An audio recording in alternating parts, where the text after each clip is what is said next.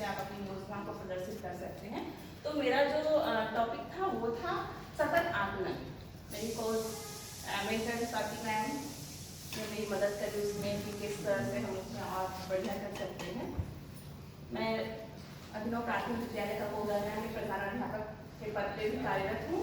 और जब मैं भाषा शिक्षक की कक्षाओं में जाती तो बहुत सारे बच्चे बहुत प्रयास के बाद भी कुछ कहीं कहीं मतलब नहीं सीख पाते थे। मैं उनके साथ बहुत सारी रणनीतियाँ अपनाती थी। तो मुझे लगा कि सतत आकलन के माध्यम से मैं इन बच्चों का निगरानी कर पाऊंगी, खुद में शिक्षण जो हमारी विधियाँ हैं उसमें मैं सुधार कर पाऊंगी। सिर्फ सुधार करना और बच्चों की कमियों को पहचानने के लिए मैंने इस आकलन को चुना, ऐसा नहीं है। उसके साथ साथ मैंने ये जो मेरे पास डाटा इकट्ठा हुआ, जो मेरे पास बातें आई निकल करके सतत आकलन के माध्यम से कैसे हम प्रयोग करेंगे, इन सब चीजों को ध्यान में रखते हुए मैंने अपनी पीपीटी तैयार करी है। बच्चों की प्रगति हेतु सतत आकलन आवश्यक है। बच्चे उत्तरोत्तर कैसे अधिगम स्तर अपनी मतलब बढ़ा सकते हैं, कैसे हम भाषा शिक्षण में आगे उनको लेके जा सकते हैं, कैसे वो अपनी चीज़ों को अच्छे से कर सकें भाषा के, क्योंकि भाषा ही हमारे सीखने का आधार होता है। इसलिए मैंने इसको चुना। और ये तो हम सभी जानते हैं कि सतत आकलन जो है निरंतर पूरे सत्र चलने वाली प्रक्रिया है। ये हमारी पढ़ाने की जो प्रक्रिया होती है उसका अभिन्न अंग होता है, इसे रचनात्मक आकलन कहते हैं। आगे मैम, इस सतत आकलन को चुनने का कारण मैंने थोड़ी देर पहले ही बता दिया है। और मैंने इसमें लिखा कि यदि सतत आकलन के द्वारा हम भाषा शिक्षण को और बेहतर बना सकते हैं, इसलिए मैंने इसे चुना। ये हमें मदद करता है कि बच्चे कहाँ अटक रहे हैं, कहाँ पे उनको कठिनाई आ रही है, उस पर्टिकुलर बिंदु को हम पहचान पाते हैं, उनको अपने रिकॉर्ड में लिखते हैं और फिर उस रिकॉर्ड का हम यूज करते हैं। वही मैंने यहाँ लिखा है कि शिक्षण रणनीतियों में बदलाव करके सुधार कर पाना, शिक्षकों को सीखने सिखाने की उस पर्टिकुलर जगह पे उस परिस्थिति में कौन सी गतिविधि कारगर होगी, ये भी हमें सतत आकलन के माध्यम से पता चलता है। क्या योजना बनाया मैंने, ये इस पीपीटी स्लाइड में है कि शिक्षण के दौरान बच्चों को काम करते हुए देखना। जैसे जो मैंने बताया वो कितने बच्चे सक्रिय रूप से कर रहे हैं, कौन नहीं कर पा रहे हैं, कहाँ उनको दिक्कत आ रही है, उसका अवलोकन करना, फिर उनके कार्यों का विश्लेषण करना।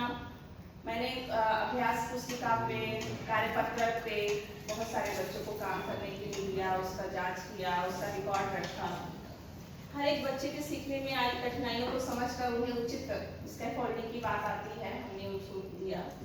और फिर आकलन शीट भी बनाया है और हमारी ट्रैकर भी है, और अलग से भी मैंने जहाँ जरूरत पड़ी वहाँ बनाया है, उसका रिकॉर्ड रखना और उसी के अनुसार अपनी रणनीति बनाना।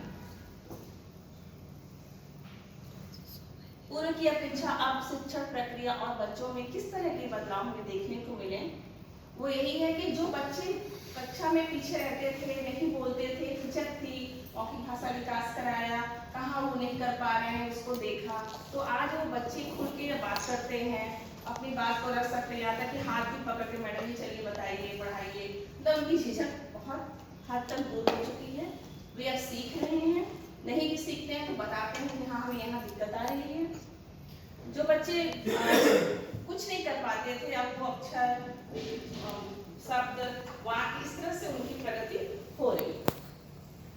ये मैंने लिखा है कि बच्चे अब समझ के साथ पढ़ते हैं, उनकी खुशी भी देखने को मिलती है। जब आत्मविश्वास इंसान का बढ़ता है कि नहीं अभी तो मैं कर पाऊंगा, एक विश्वास आ जाता है। सिर्फ उन्हीं को नहीं आता, उनके माता पिता को भी आता है, शिक्षकों को भी ये विश्वास कि हर बच्चा सीख सकता है। तो ये चीजें हमें समझ में आती हैं। अब ये थोड़े से साक्षी हैं कि बच्चे कैसे काम कर रहे हैं, कैसे मैं उनके साथ इंटरेक्ट होके आगे देख रही हूँ। ये बच्चों से बातचीत करना, वीडियो है थोड़ा सा, पूरा तो मुझे डर लग रहा था कि पता नहीं अपलोड होगा।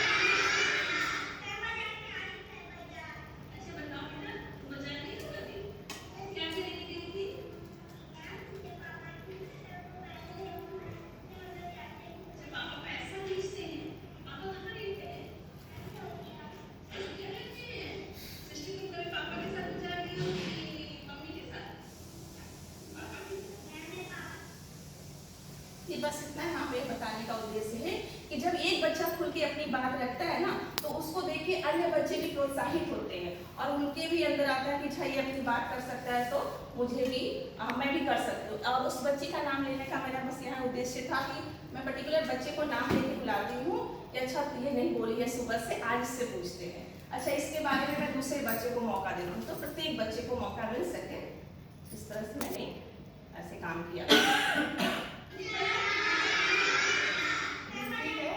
हाँ हाँ, दूसरी स्लाइड। अब इस पे मौखिक भाषा विकास पे, डिकोडिंग पे, वर्ड अक्षर ग्रीक पे काम करना, इस तरह से मैंने काम भी किया। जहाँ अटक रहे थे उनकी पहचान करी, सपोर्ट किया। यही, थैंक यू। कोशिश है, मुझे पता है इसमें बहुत सारे सुधार की गुंजाइश है और पहले ही सेंटर कर दिया था या नहीं था। ऐसे कैसे हो सकता है? नहीं मतलब बहुत अच्छा। प्रोजेक्ट करने का तरीका था।